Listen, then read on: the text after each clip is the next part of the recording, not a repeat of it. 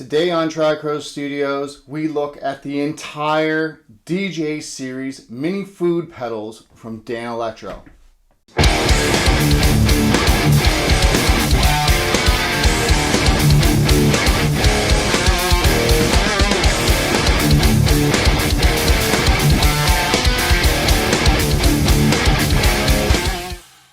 So quickly, before we get into this video, I'm going to go through 24 minutes in total of sound samples showcasing each one of these pedals in this series. Then we're going to talk a little bit about the pedals themselves and different variations of things that you can find for these pedals. So without any further ado, let's see what's for dinner.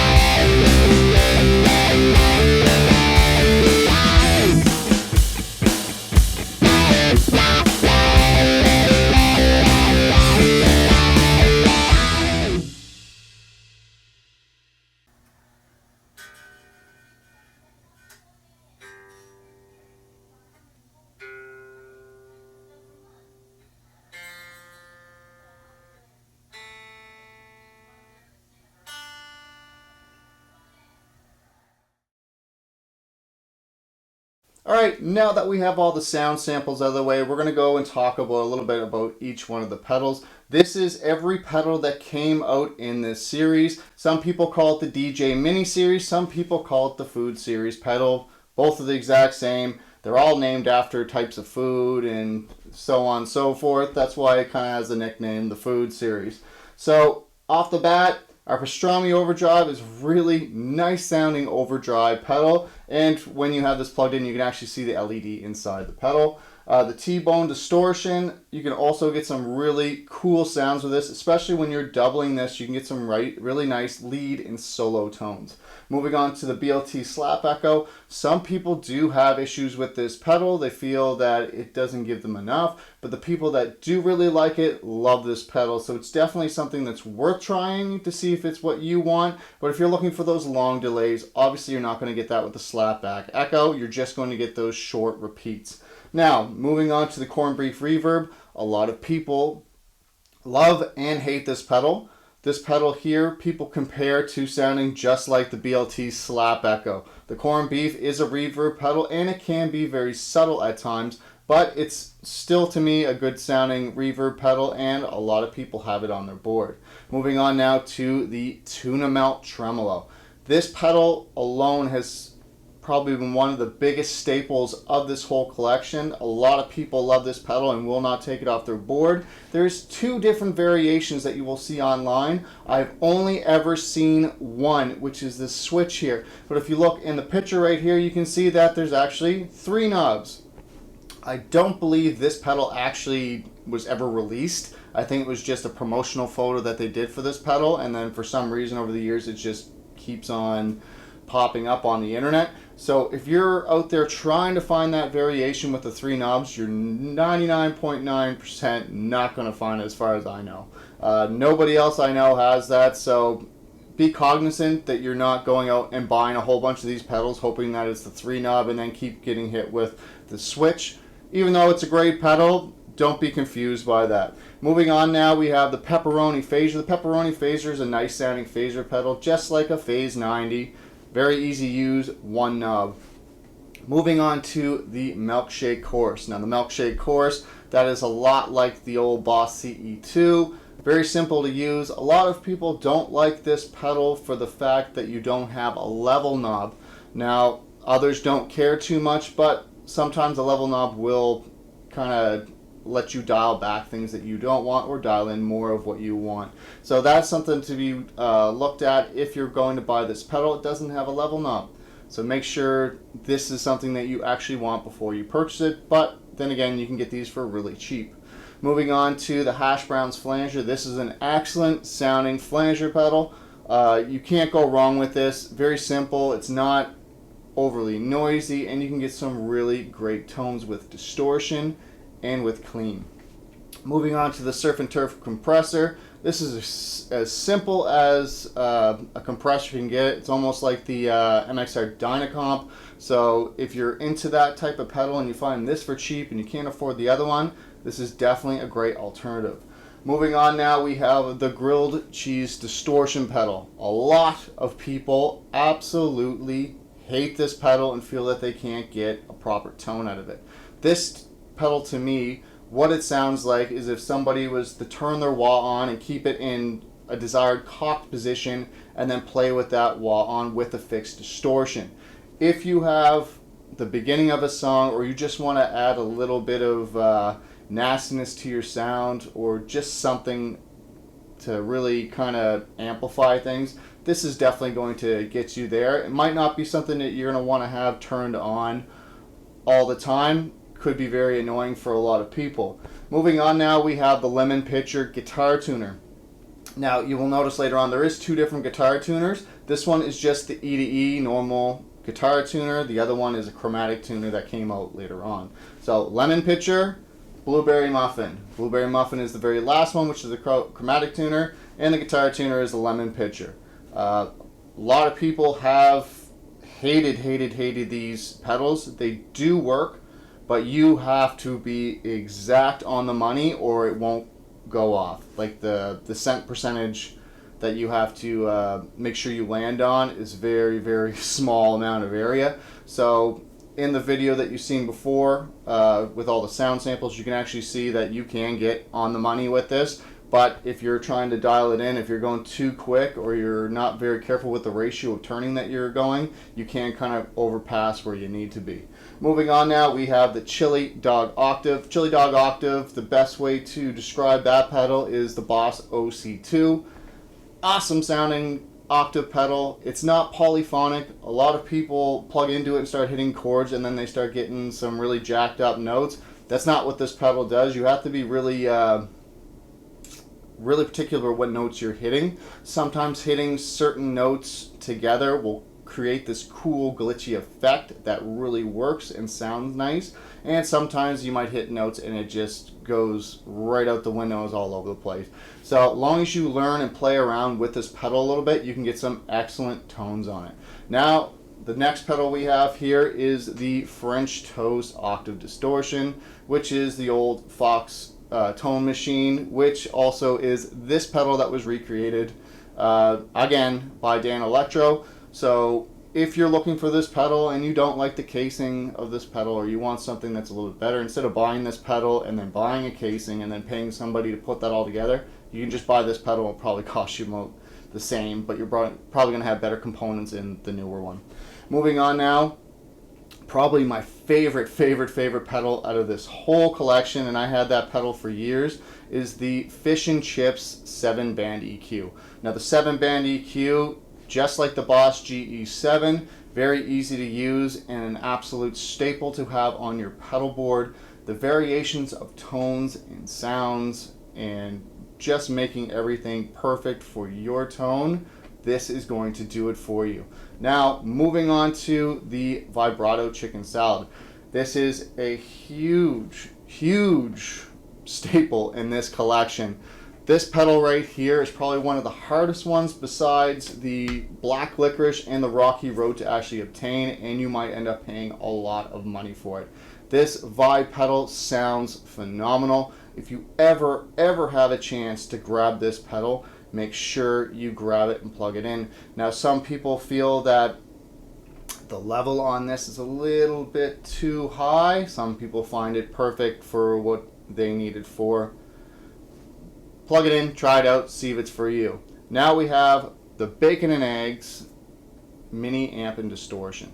Now as a mini amp, I don't like this thing, but as a fixed distortion pedal, you can actually get some really cool distortion tones. It's nothing special, it's nothing bad, but in a pinch, if you need something just to plug into, this is going to do the job for you with no work.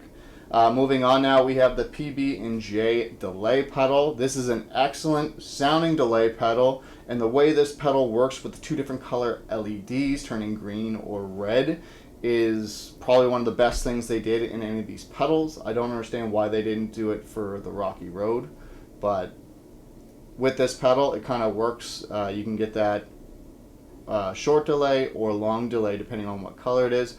But you also have to remember turning on and off the pedal. If you're going to one setting, it'll always reset back to the original settings. So you're not going to be able to turn it off, turn it on, have a slow delay. If that's what you want, it might just stay on the long delay. Moving on now to the Rocky Road, which we just talked about. Probably one of the coolest pedals in this whole collection, but with this pedal comes with some issues. Now, you really have to dial back the drive like almost to zero, or it can be a little bit too clippy if you start moving it up.